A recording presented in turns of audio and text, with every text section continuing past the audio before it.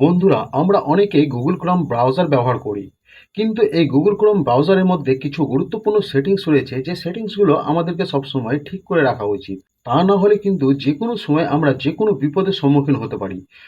শুধুমাত্র তাই নয়, যে কোনো সময় কিন্তু আমাদের মোবাইলের মধ্যে যে কোনো ভাইরাসের আক্রমণ হতে পারে। এই ভাইরাসের আক্রমণ থেকে এবং বিপদ থেকে রক্ষা পাওয়ার জন্য এই সেটিংসগুলো অবশ্যই আপনাকে করে রাখা উচিত।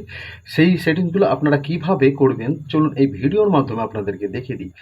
তার আগে আমার এই আইডিকে ফলো দিয়ে রাখুন এই ধরনের গুরুত্বপূর্ণ ভিডিও উপহার পাওয়ার জন্য।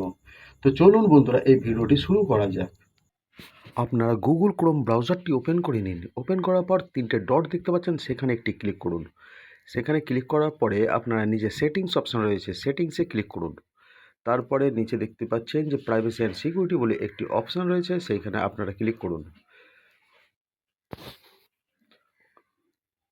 তারপর দেখতে পাচ্ছেন send A don't note track, এই অপশানটিতে ক্লিক করুন এবং সেটি অফ থাকবে, সেটাকে অন করে দিন।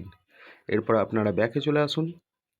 ব্যাকে চলে আসার পর একটু নিচের দিকে স্ক্রল ডাউন করে আসবেন এবং সেভ ব্রাউজিং বলে একটি অপশান রয়েছে, সেই সেভ ব্রাউজিং অপশানে আপনারা ক্লিক করুন এবং তিনটি অপশান রয়েছে, তার মধ্যে মধ্যেটাই টিক দেওয়া থাকবে। আপনারা প্রথমে যে অপশানটি রয়েছে সেখানে একটি টিক দিয়ে দেবেন।